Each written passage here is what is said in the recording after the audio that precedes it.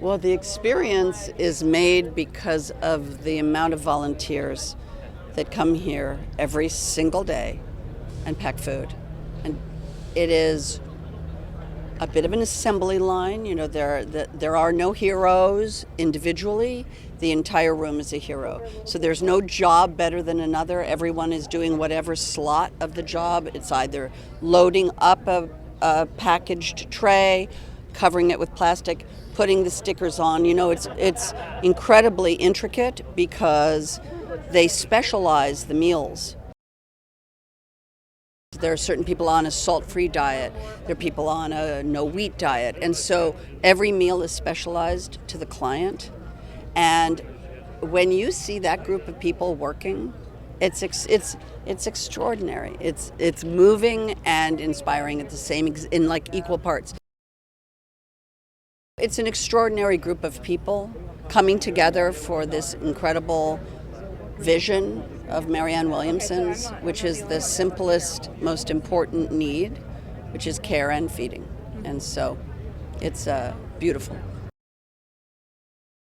There's really no more importance than being here tonight, honestly. I'm here tonight personally in honor and spirit of my best friend, Rick Frank, who was a great artist, actor, talent, friend, and his husband, George Lowe. I'm here for them just because they're not here, and I'm representing them and all their friends and all their families and all their colleagues. You know, I'm always here to lend a hand and to donate and to make a difference. And my dear friend Klaus and Jami Heidegger are being honored this evening, and I'm here for them and all the work that they've done because they never stop.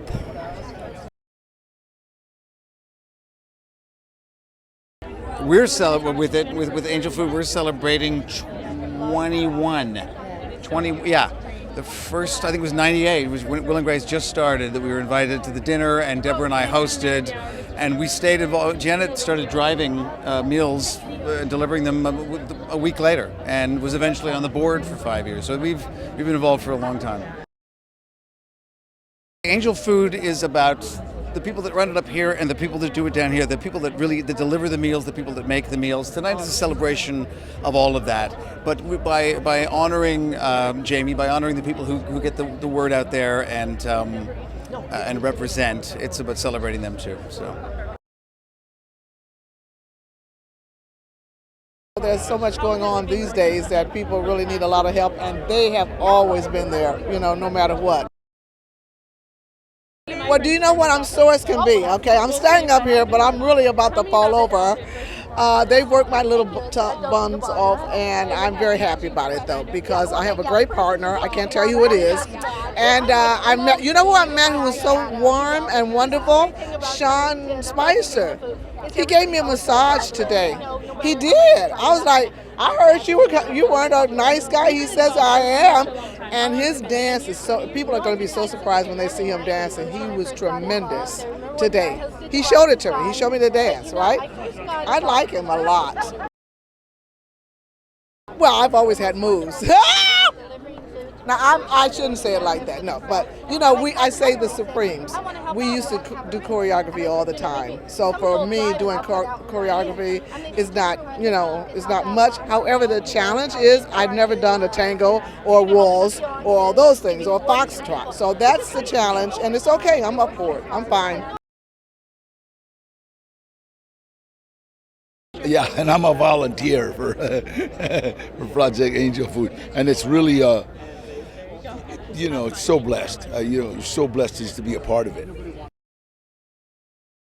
It's really close to me, you know, because as a Latino, I know how hard it is for Latinos to ask for help.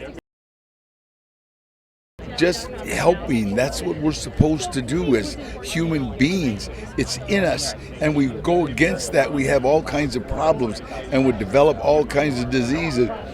But if you just get in the habit of giving, you know, like you look at the people at Project Angel Food, they're always smiling and laughing, and it comes from the heart.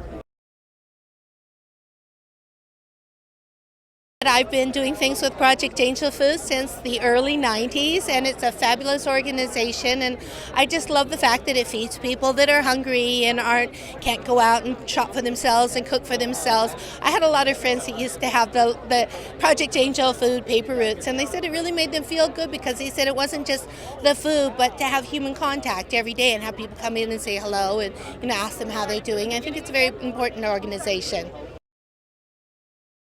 I think the days go by very slow for people who are shut in, and perhaps they don't have a feeling of being connected with the world, and to just see somebody every day who cares about them and is bringing them food, I think it's very important in terms of their sense of well-being. Well, Jamie Lee Curtis, I filmed with her in house arrest a long time ago, like maybe 20 years ago, maybe even longer. And she's a great philanthropist. She's very active in a lot of causes. She really truly does believe in giving back, and I think she's a great person to be receiving an award tonight. Jami and Klaus Heidegger are receiving the Leadership Philanthropist Award, and I am presenting it to them. They are dear friends of mine, and they are just true leaders, not only in the beauty industry with Retrouve, their cosmetic line, but they are real, true, roll up your sleeves, serve dinners every Thanksgiving, except for like 2 years, for decades. And so I think that they really deserve the award, and I'm honored that I'm presenting it to them. We are a nation of charity, and without charities like this, I don't know where we would be. And so it's an honor to honor those that are really dedicated to making sure that people do not go to bed hungry, and they're doing all that they can. We're here to support Jami and Klaus Heidegger, who are some of our closest friends, and this has been a charity that's been dear to their hearts. They've been involved with it since the beginning. They got involved in it at a time when it was still stigmatized to have anything to do with HIV, and I'm really proud of them that they were there at the beginning when nobody else was. Ultimately, our country is going to be judged not based upon the size of our armies or the wealth of our citizens, but how we care for the least fortunate members of our society. And this organization is the spear tip of making our country live up to its highest ideals.